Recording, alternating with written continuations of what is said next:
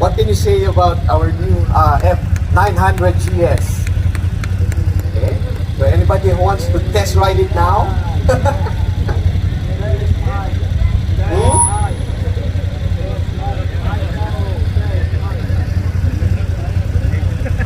Okay, Sir Toto.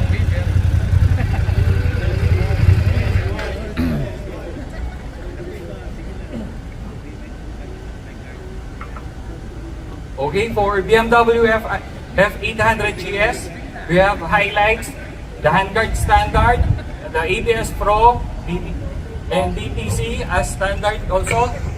The TFT display with connectivity. Sir Toto, ano yung ibig sabihin nun? Yeah. For now, the F800 GS now already have the BMW Connectivity Series, which is an app which we can connect it to our phone that can record our rides, the altitude, how long are we been riding, and you can set it para pag binalikan natin yung location ng we can ride it again. It's like an app na parang GPS na natin siya. So everything is there. So hopefully we can use it, we can connect it to make our ride more memorable. Even pictures lumalabas doon. Okay, thank you, sir. And optional dynamic, it is equipped also, cruise control and optional riding modes. Sir, ilan yung riding modes natin para sa F800? So for the F800, we have two riding modes. We have the normal, which is the road, and the second one is the rain. And it is already an optional that we can retrofit it. Ibig sabihin nun, we can make it retrofit yung Enduro and Enduro Pro. Okay. For the engine, sir? For the engine, this is a 895cc, okay, with an 87 horsepower and a 227 kilogram of weight. So, ibig sabihin nito, medyo mas magaan pa rin siya. Okay? How about seat height, sir? Friendly ano ba? Seat height Yung para seat sa height atin? na, which is 760 mm, medyo mababa ito compared dun sa natin, sa regular na F900 series natin.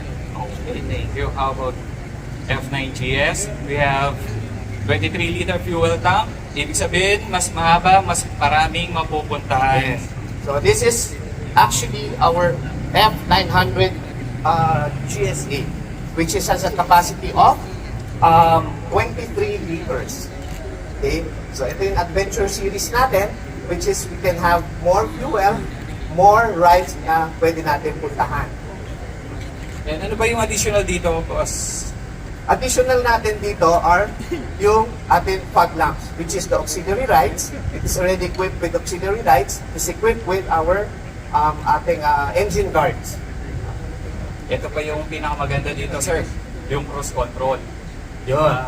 So with the F900 GS now, Adventure, it is now equipped with our cruise control. Yung last series kasi natin, wala pa tayo tinatawag na cruise control. It is only on the 1250. So this time, the F900 GS and the GSA has now been built-in cruise control now. And this one is also equipped with dynamic PSA. So we have now a dynamic ESA. So which is the ESA means it is an electronically adjustment suspension. Okay? So meron na tayong mga pwede na natin selection, yung seat height, pwede natin taas, pwede natin ibaba, is electronically, and also we have a manual setting for the front forks. Okay? So yung front forks natin are all adjustable na. From the damping to the rebound, and also from dun sa natin, ang preload. So it's fully adjustable na siya. Okay. And for the engine, it has 895cc with 105 horsepower with 23 liters fuel capacity. How about naman dun sa seat height niya, coach? Seat height nito, medyo mataas na to, which is a standard height. Why? Because we have the more comfort, tawag natin dito is the comfort seat, and by doing this, we have a more longer riding time or saddle time natin. Mas mahaba na yung riding time natin. That's why we call it the comfort seat. Okay. Next. The all-new BMW F900 GS. Okay. Yung mga highlights niya, Coach. So, asa na yun? Ito na yun. So, this is our much-awaited F900 GS. So, this is an all-new bike from ground up. Ang ginawa natin is they will make it a more off-road version. Okay? So, meron tayong, this series is a low suspension. So, we have two series. We have a low suspension and a standard suspension. Our demo unit or our launch unit is we have the low suspension. Kasi marami nagre-request to have it a lower seat height kasi gusto nila mag 900 pero mababa.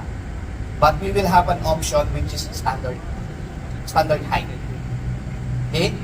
And then another thing na in-introduce nila is the M endurance chain.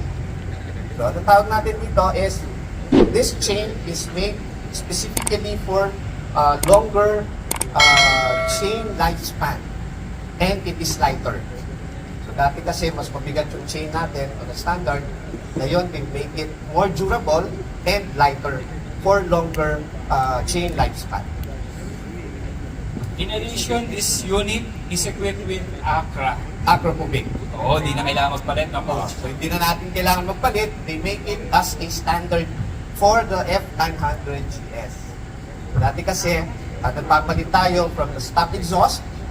Ngayon, they have already equipped it with an aftermarket or an OEM Acropovic slip-on exhaust system. Okay. This unit is adjustable. It has adjustable suspension strap. Yes. Sir. So, ibig sabihin nito, we can adjust the height through it manually. So, meron tayong tinatawag na preload. So, this one has a preload adjustment that we can have it, set it to have it a more balanced bike. Na pag we have a load, we have to adjust it to make it yung sag and yung preload natin to have it correct. Okay, for the engine, for F900, it has 895cc with 105 horsepower with 219 kilogram. And for the seat height, Coach? Again, it's 835. So this is a little bit lower from the standard. So it is made for us in an Asian market. So medyo binabaan nila, pero still it will perform the same as the standard suspension. Kanina, Coach, may nasabi ka for the middle version ng mga F9 natin. I think sila yung may pinakamataas na Yes. horsepower. So we have, napapansin nyo, we have the horsepower is 105. So BMW has the highest horsepower sa middle class series natin. So we have now 105 horsepower on this series. Okay, ganda. Anyway, take note po, this batch, first batch ng mga F9, F series natin, ito yung mga ngayon, full specs. Yung next batch na dating, mga standard unit na sila. Kaya sinong gusto magpa-reserve, tawag lang kina Mark at John. Okay? So also, I'd like to add also na this series have a tinatawag na natin as a quick shifter or shift assist. So meron na siyang kasamang shift assist. Last year's model kasi they do not have a shift assist, pero this one kasama na siya. Okay, for the price of the F series, for F800 GS style sports, we have 995 introductory price. And for F9 GS style GS trophy, we have 1,135,000. And for the adventure of F9, white aluminum matte yung kulay niya, price niya is 1,295,000. So, pili na lang kayo which ride you want. What kind of ride are you doing? So we have all the features that every person can have. Kung ano yung gusto nilang ride, we have a bike for you. So a lot of people would like to have the F900 GS. Okay? So, any questions regarding the bike? Oh, Okay. walang may tanong, boss. Tayo yung magtatanong. Okay, we'll try to answer your question. The travel is about, I think about 8 inches of back. You have a very long travel for this one. Yeah. Because this one is already made for off-road. More off-road than road. The 900 GS. 48. Yes. It's already 48.